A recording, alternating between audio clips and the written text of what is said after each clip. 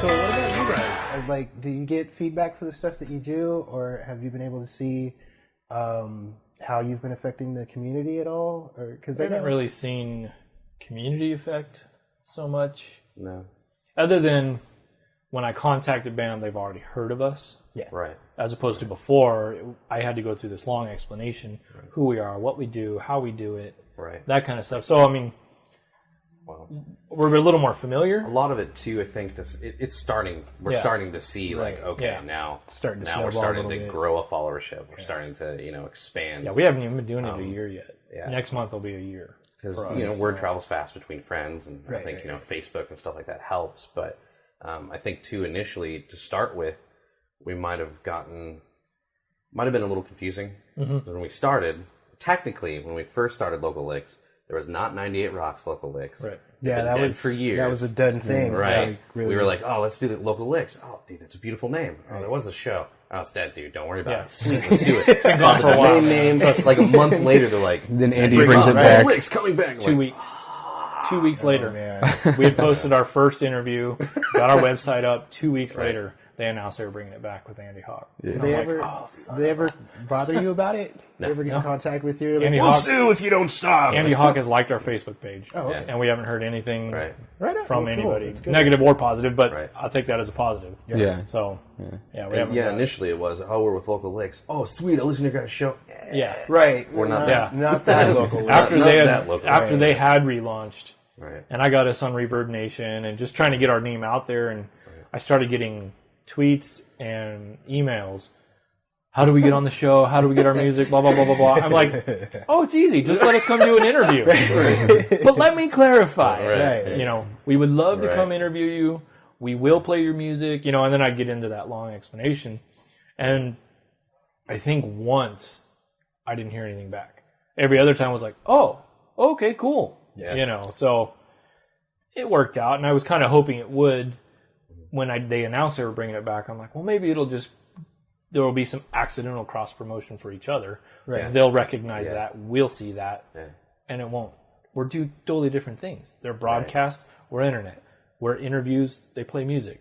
They're all rock. We're everything. Right. So it's two totally different things. And I think that's why we haven't heard anything, is we're not stepping on anybody's toes. Right. You're not playing in each other's toes. Although we're not interested in doing what they do. Yeah. So it's going to stay separate. The only thing maybe eventually, and Mark Gilmore warned me about this because I had a chat with him about it, is if we ever try to promote a show. Right. Like if we put on a festival or something like that, that may end up being, because that's where they make a lot of their money, is promoting shows. Every Wednesday at the Powerhouse. Yeah. Right. Their shows. Yep. Right.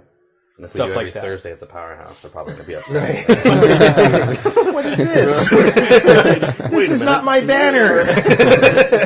Right. Now, we'd love to just work with them. Yeah. Honestly. Yeah. I'd love to get something going there. Well, I mean, it makes sense doing what you do and the way that radio's kind of taking a nosedive right now. Yeah. Like, you guys already have it all set up for that to just like bridge right over. I would hope and imagine that at some point they would contact you about that. Yeah, that's the hope. Yeah. Right. So if anybody's listening, right.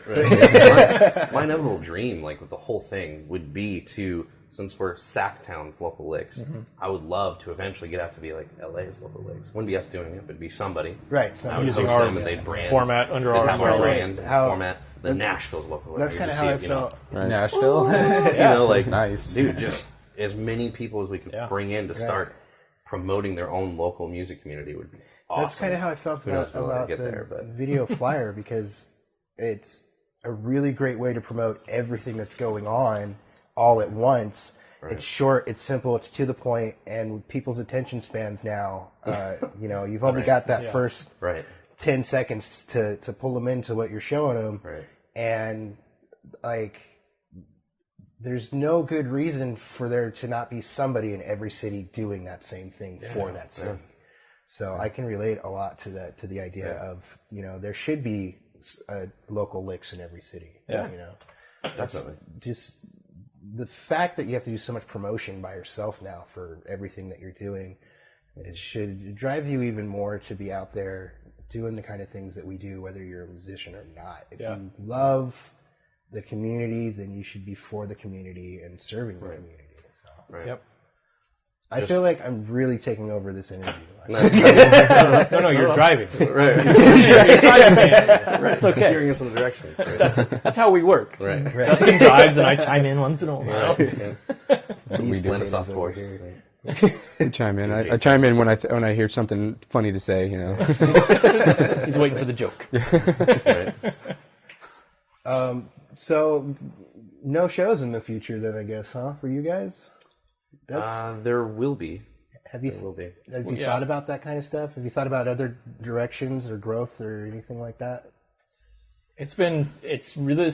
We've thought about a million things. Right. Like after every interview, I think we sit and we just start brainstorming. Oh, we can do this, and then we should do this, and also you go over kind of what we should do better next time, that kind of stuff. But also, that always turns into where's Local Lics going? What else can we do as Local Lics? How can we maybe bring in some money for us so that we can continue to provide this venue for the bands? Because it's all out of pocket. Same for you guys, and it's hard to do. This is really low cost. I mean, we bought the equipment. It's just a little bit, but it's enough for us. We pay for a website. We got a cheap website.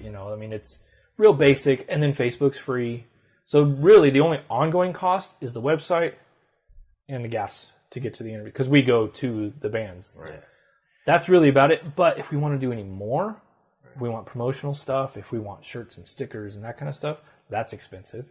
Right. It gets expensive fast. And a lot of that, stuff ends up, like stickers and buttons. They're gone. You're not even charging people to take them because you just want that out there. It's just your hope that that's going to get your name and your brand out there for other people to see and be interested and come to you. Right. It's your investment. You're taking a gamble on that stuff. Yeah. So we've talked about a lot of that stuff, but all that stuff has It'll have to price come tags. slowly. It all has price tags on it. We're getting there. We brought on Emily. Yep. We have. So we have an actual. We have an intern. A journalist. Oh God, I would love an intern so bad. She approached So us. bad. That was the amazing thing. Yeah. Really? She approached us. She's a journalism student at Sierra. I think it's Sierra. Mm-hmm. And she does all her articles are on local music. So she's been kind of tied into the singer-songwriter kind of acoustic scene a little more, which we hadn't been able to tap into. And she sent me an email and, hey, I would love to work with you guys. Can write my stories and then post them on your website and whatever. I'm like, that'd be fantastic. We need somebody to update the website anyways. Right. Which is something we also wanted to be part of what Local Lics is you can go to our website and see just a mixture of what shows are coming up in the next week or two. Right. With links to go find out more. Right. Centralized. That part, like initially what I had envisioned, like the website being and part of Local Lics being is you go to the website, here's all the venues you can go to locally and who's playing there. Right. That's then we first soon thing that I realized, noticed. Holy crap, that is a lot of work for every single band that you can think of. And every no. There's no way you can do it. I was doing that. Just There's no way you can do it. The video flyer, just linking to the bands that are in it was the biggest chore. Yeah. Because there's so many of them. It's too much. But that's, and so then we realized that right out the gate. Okay, that's too much to do everything. So let's do a sampling. This week, I'll mention a local show at Ace of Spades, something at the Boardwalk, something at Luigi's. Right. That's it. Next week, I'll do 3 different venues, different bands. They've all got to be local because that's the whole idea. Local bands, no major labeled bands. But even that, between school, family, work, Right. It's a lot. podcast interviews, writing interview questions, editing the interview, that kind of stuff, it went to the wayside. We didn't update the page hardly at all, with maybe like a blog type post once in a while. Hey, this is what's going on. How you guys been? In today's world too, if you don't have constant media coming off of your things that people are driving to, they're going to stop looking. Yeah. And that was the whole idea for me starting podcasts, was to have that constant piece of something to put out there for people to come back. Because the videos take such a long time to come up with a concept and then put the whole thing together and post it. I wanted a way for people to want to continually come back and check out what we're doing and then see the videos as they were being posted. Which we really got to sit down and talk about the podcast thing. Yeah. I want to do a podcast. This is fun. You just come down and sit down and talk, and it's awesome. Yeah. We could talk about some ridiculous shit. Oh, yeah. Right. That's where Emily was a blessing, though, because she's a writer. She wants to write. I said, dream for an intern. I'm so jealous. You want a of you venue guys right now. to show your writing, Right. so you can absolutely post all your articles on the website as you write them. Right. The only thing I ask in return is that once a week, every other week at the furthest, you do some venue updates. Yeah, that's it. And I just want 3 at least. If you find more and you want to do more, or if you're enjoying it, go for it. Take off with it. But at least do this, and then you can use our website as your sounding board for your writing. Right. So it's worked out great. Yeah. And she went with us. We got invited to the state of the Sac Valley State or Northern California State of the Music Industry. Oh yeah. We had and she went with us to that, and we had a booth. How was that? That was cool. That was really cool. Yeah. And if you were a band or somebody interested in music and you didn't go to that, oh man, you missed out. Yeah. They had so many people there that were in the music industry. From all walks. We're giving free advice on how to record, on just anything you can think of. How to market, we had an stuff. offer from V103 to go out there to represent V103, and I was like, if I go out to something like that, I'd like to represent my company. Yeah. And so they sent somebody else. That would be regret it. Difficult. Yeah. I really regret not. We got lucky and we got a booth there, and tons of people, and made so many connections. Like, is it the producer of Tech Nine? Mm-hmm. Was there? Tech Nine's producer was there and got our card, and we did a sample. We did a handful of episodes on a disc, so people could take that and check it out. It was really cool for all the bands. We got some swag from all the bands we have interviewed, and got to give out their CDs and shirts, and so we spread their name. Everybody that was there that wants to get Sacramento's music, up and going in the community was there, and we're like, look at this band. Look at this band. It was awesome. Yeah. And just people from the community, too. Like, what kind of music do you like? Is that event a yearly thing, or is that just a one-shot? This was the second one they're going to do. Right? Yeah, Eric Chun and Creative Music Services are the ones that put it on. And I think they're looking to do it this year. I think was significantly larger than the first year, so that's encouraging. I'm pretty sure they're going to do it again next year. I haven't heard for sure yet, but I have to look more into just for the panels alone. Right. Yeah, it was worth it. I'd kind of like to go as a guest next time instead of because we're stuck in the booth just to see looking in the doors all the time. Oh man, they're talking about something I want to know. Right. Brett's been talking about putting together an incubator, which is like a think tank of artists to try and collaborate not only on artistic ideas but also business ideas. Yeah. And figuring out a way to help one another, raise one another up communally and financially. Yeah. So I'm waiting to hear back from somebody else was talking ideas that about he's putting together a similar idea to that. I think it was Lisa Walters. Lisa Walters. Yeah. We just interviewed her, and I think she was talking about doing like a coalition. Yeah. Artists and managers and everybody just coming together and helping promote each other and come up with ways to grow the scene and actually working together to do that. I like all that kind of stuff. It's like we went out to see, what was it? A very small example of it, but it works. We saw, the Ricky James Project and Massive Delicious and Iconoclast. What was the other one? Iconoclast Robot.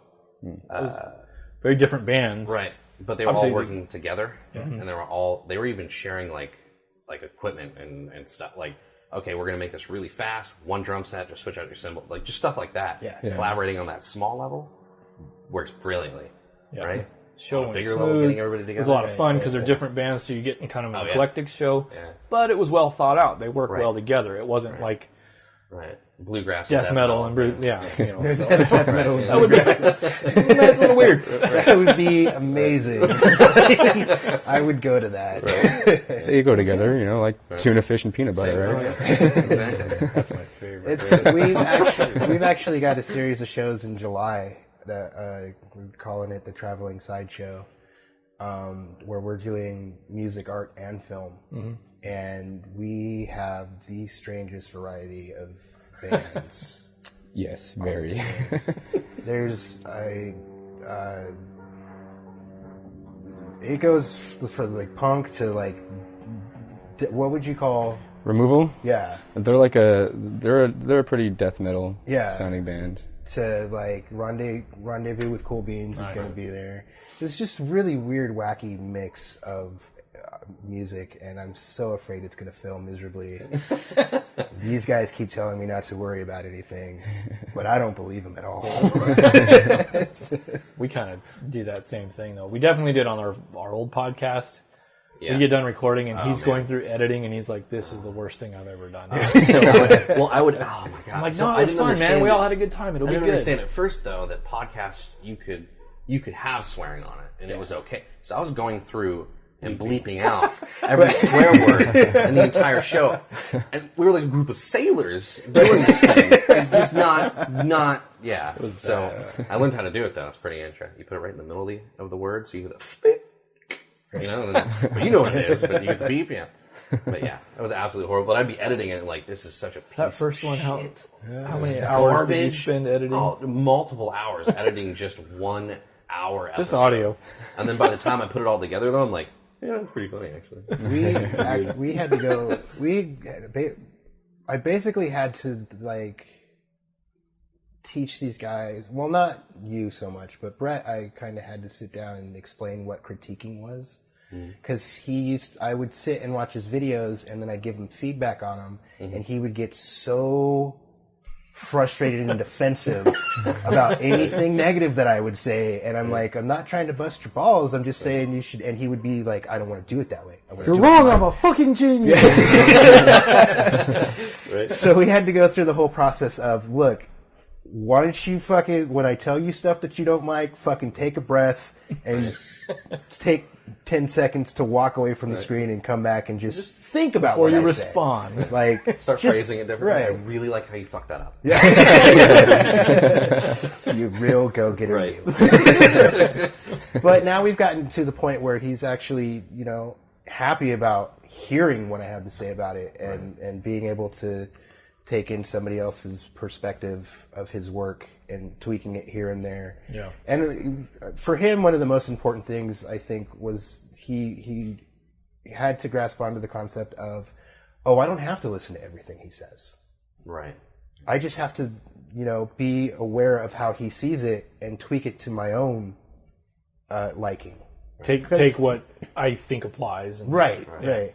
So I think once he got to that level of understanding, it became a much more open basis of communication about the product that we're serving to people, rather than an attack on his work. And that is, I don't think we've really gotten into a fight about work since then, have we? No. Yeah, but on the flip side of that, like, it's almost impossible for them to talk me into doing anything. Pretty much. We've been pretty fortunate, I think. Yeah. Because we're both pretty good about we're really critical of our own stuff. Yeah. Like, every time we listen to a podcast, I'm like, I sounded like crap. And no, you sounded good. I was the one. I shouldn't have said that stupid thing. Or, like, I'll tear it apart when I'm editing it, dude. It's not it's not fun to be in the room when I'm there. Oh, That's why I don't do it. I'm like, God, that was real funny. Yeah, that was real funny. It's not an old joke, jackass. Yeah, that's going out. We also made the decision going into this, minimal editing. Yeah. We're going to do as little editing as, because he worked so hard editing the old podcast that it was a chore. He didn't enjoy doing it. So I told him, I said, well, we both wanted to do another podcast. We didn't know what we wanted to do at the time, but it was just, whatever we do next, we're going to record it and post it. Right. Maybe put an intro, an outro, post it. That's what we do. That's straight. If there's dead pauses and we're looking at each other in awkward silence for a couple seconds, fuck it. It's going in. Everyone's going to be awkward with us. Yeah, that's the way I tried to do it with the SAC. And recently, I actually had to do the interview portion and I'm the one who goes back and edits them. And I'm so critical of myself going through and having to edit like 30 minutes to an hour of me interviewing a band. Hard to not edit yourself. I know. I'm like, what are you doing with your hands, you idiot? It's been in my mind this whole time that there's cameras. I've been doing this shit constantly. I went through that whole Battle of the Drunks thing where I had to watch myself hours on end giving interviews to people. So by the time we got around to this, I already had it in my head of, I'm not going to fucking like any part of anything that I'm in ever, so fuck it. Just go with it. Do it. Don't even care. It gets bad because I'm so critical of myself when I'm doing just the beginning and the end. Yeah. Like, I've been there when you record. Now I have a little better setup for recording the actual audio into the mic when I do the beginning. Well, I used to... This is horrible, and there's a picture of it. I used to throw a blanket over my head so that it wouldn't bounce the sound, right? It absorb the sound and then record it. Well, when you do that 5 times, it's the middle of summer, and you can't have the fan on because you're concerned about the noise, and you're melting in this thing. Right. It's a fucking horrible process. I had to take a picture of it. Yeah, it's like a 5-minute clip, and it took me an hour, and I'm like fucking Holocaust. And it's getting worse because he would mess up a date, so he'd have to redo it. And he's getting hot. He's getting tired. He's getting frustrated. So now regular words aren't coming out right. Yeah. Like maybe you can take a piece of that one and a piece of that one. And every week I got to stand in front of a microphone and read this whole list of band names and venues. Yeah, I don't know how you do that. Half of them that don't even look like fucking words. Oh, it's so ridiculous. And I got to do it right. I've gotten to the point where I just write out one sentence and I just do that sentence over and over till it's right. And then go on to the next one. Right. I've had other people come in and do it, and they'll try to read through the whole thing, and if they screw up once, they'll go back to the beginning. Like I did. Yeah. One time. I recorded that way with a band once. I was playing bass for this band, and everybody else got comping, like the guitars, where they just, just fucking keep playing, and we'll play the same thing over and over again, like 10 times, we'll take the best one. I had to play it fucking perfect from beginning to end. Fuck that. Like, I want copy. That's fucking horrible. Anything one shot that has to be good.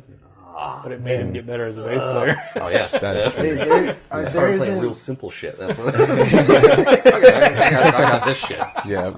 There isn't a week that doesn't go by that I go back to the finished project and look at the video flyer and go, I fucked up there, fucked up there, fucked up there. Well, that's one thing we've asked. Guess I'm not going to share it with those bands. We have put it out into the world. Bands, please name your band something pronounceable, something readable, and something searchable that's unique. Yeah, exactly. Because hip hop artists, holy crap, shit. Yes. MC trees. There's like 500 MC trees. That's not going to work. Right. Whatever name you think of, Google it. How many different ways can you spell defiant? Right. We get it.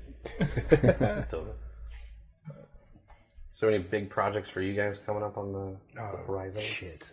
Too many. Well, there's, like we said earlier, the festival. Right, we have the festival coming up. We just started doing shows here in our backyard, and the first one went nice. First one went so well that just about every musician that was here to watch the show was like, "I want to book your garage." So it's the closer that we get to actual summer, the more it looks like the place is going to be booked up throughout the entire season. You don't get complaints or anything from around here? Oh no, we know all these guys. Okay, so it's all cool. Yeah, they no come one seems party. to care. Right. Yeah, every once in a while. Yeah. Well, lucky for us, we're right next to the freeway, which drowns right. out a lot of the sound that would be pushed out that way. Right. You know? Yeah, you guys are in a really key spot for that style of show. Yeah. Well, we do different styles. Like we've had an acoustic show and a metal show and a punk show, and we're talking about just mixing it up like that. Yeah, we've had a hip hop. We've had we did have a hip hop. Hennessy, a friend of ours came in, show, did some emceeing and stuff. We've had our friends, our DJ friends come in, spin some records and stuff like that. Yeah, and that just, it goes along with our whole idea of if we're going to be a part of the music community, we need to be a part of the whole community rather than just picking certain genres and subgenres of music. My wife would not go for that. My neighbors would not go for that. Right. Although I have claimed my birthday. We're doing big. Me and a buddy, we're like a week apart on our birthdays. So the weekend in between, we do a big pool party. Yeah. And I've already said, oh no. Right. Every musician I know is welcome to bring their instruments.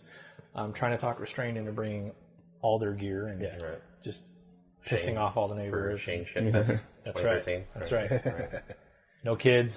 Lots of alcohol. All right. Sounds like We'll our come kind out to of party. that. Pretty sure, Send us the pretty sure I invite. invited you already. Okay. I know Amy was invited, so.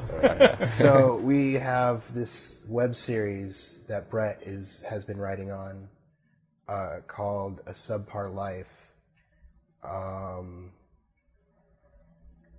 It's an idea that we've shared forever. And we've been trying to figure out different ways to tell this particular story about this guy who just has a miserable life. It's supposed to be like a melodramatic comedy. Yeah.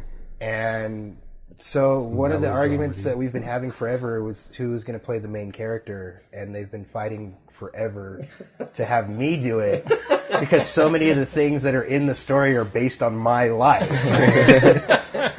Which I think I made the decision a couple of days ago, and I haven't told you guys that I think I'm just going to go ahead and do that. You going to play the character? Yeah, I'm going to play the character. Nice. So Big announcement. that part, yeah. So You heard it here first, folks. You should try to fly a kite next. Shut up. It's almost time. His birthday's coming up. Yeah, my birthday's on Thursday. I gotta pull my kite out. I got. Such a sad story. It's This so kite. weird. I don't know when this started, but I try to fly a kite every year on my birthday, and it never flies. It just won't get off the fucking ground, and it's miserable. I've had saddest friends come thing out and ever. I've had box kites and giant fan dragon kites and all sorts, and it never works. And it's gotten to the point where my friends actually come out and take pictures of me failing. What are you going to do when it works? Stop. This is it. Last year. This is it. I'm 30, and When the kite actually flies, it's probably going to pick him up and take him off. Fly into an electrical wire. Off into the great yonder, off to Oz or something. get hit by lightning in the middle of May. And that was his last birthday. So, like I said, a lot of subpar life is based on.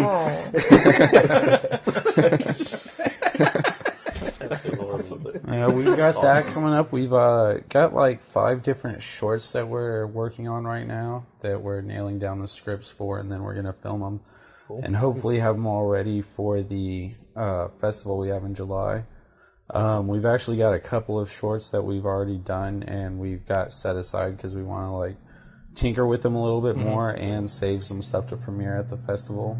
Yeah. Plus, we have a couple of other small series that we want to do, like one called Stoner Kitchen, where it's going to be like a cooking show with these 2 stoners who make totally ridiculous foods, like Peanut butter and jelly quesadilla. That's delicious. yeah, Fry it up. gourmet frozen burritos. Right. So Throw some parsley on that bitch. that one will be fun. Funyuns in there somewhere. So yeah, we got a lot of different. We have this ongoing zombie short film that we've been working on pretty much since the very beginning, and we're at the point right now where we're trying to pull in funding because that's a project we want to do that one right. We want it to be a piece of film rather than something we just throw up on the internet. So we're trying to pull in funding for that so that we can try and get that started sometime either later this year. You're going to go around a Kickstarter on that? Yeah, I think that's what we're going to end up doing. I think we're recognizable enough now where if we send it out, people are going to want to be a part of it. Right. And I think that'll help as far as the budget goes because, if we offer people to come and be zombies for $5 or whatever, right, they're gonna want to do that. Oh, stuff, yeah. So. I'll be a zombie for $5. Yeah. I'm in. I know people that will pay you to come be a zombie. Maybe a Kickstarter reward. You can come be a zombie in the film. Great. So that's something I'm probably going to start putting all that stuff together probably in August because we got so much stuff going on right now. Yeah, give me time to break down the script. That's where we're at right now. We've got the script complete. We need to break it down and really figure out what our production costs are going to be to do it right. And then, in order to do a Kickstarter, we're going to want to do it. I was thinking we'd probably do a short scene from the film, like shoot it ahead of time, and put that as part of the Kickstarter video. What I was trailer, thinking was teaser. Put a portion of the script up for people to read, and then the actual video would be the style of shooting that we want to have, and using some effects and some makeup, and kind of doing like a short 2-minute story about what the movie is, followed by like whoever's telling the story being attacked by a zombie at the end. Kind of like showing what direction we want to go in, but not spoiling the movie. Well, that's what I meant. I wanted something that shows how we want this to look, so that people are like, okay, I want to see more of that. Right. And I think if we put a reasonable portion of the script up so that people can see, like, oh, they actually have the thing fleshed out and ready to go, I think that'll help more too. So yeah. That'll be good. So yeah, fingers crossed on that one. Yeah. All right. You guys got a lot of stuff going on. Yeah.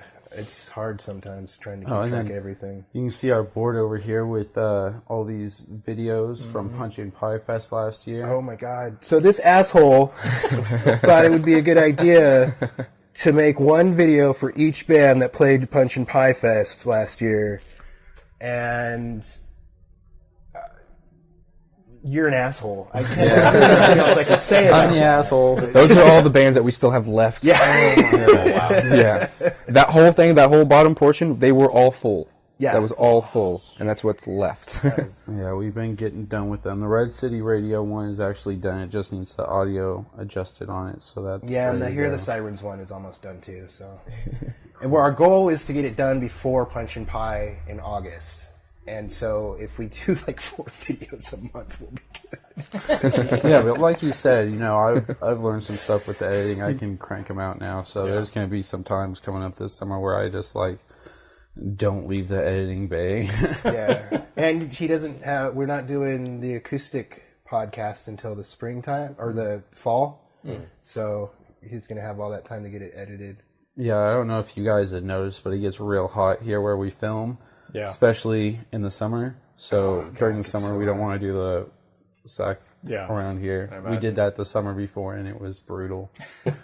We're all pouring sweat. Not only are we all nervous, Right. It's so hot.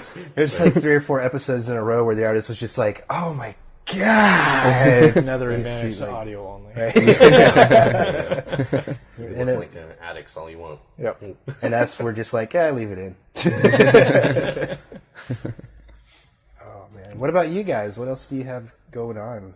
Well, we have the Lisa Walters interview that's coming out here soon.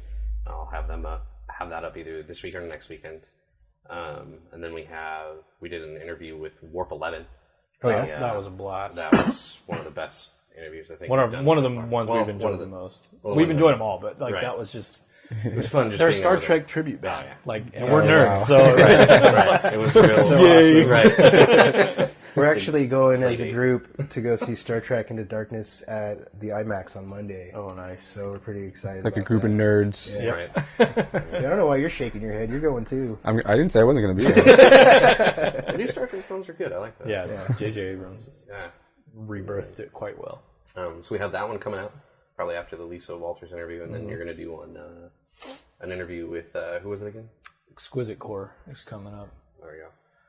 Yeah, we've got interviews booked through July, almost every weekend. God, I see. I wish. But That like I I could- said, now we need another co-host, Yeah. so I may have to reschedule a lot of those. I wish I could get that kind of setup where it's just like, oh yeah, I'm booked until like come be on my show in September. Well, that's been the hard part because I will get responses saying, "Yeah, how about next week?"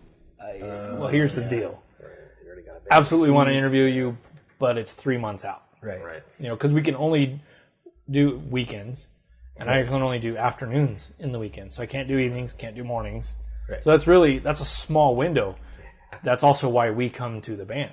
Right. Right. I know our window's small. If you guys have a show, we can come to where you're going to have the show, but like an hour before you set up, Right. and we'll do it then if that works. So it makes it a little more flexible as far as that goes.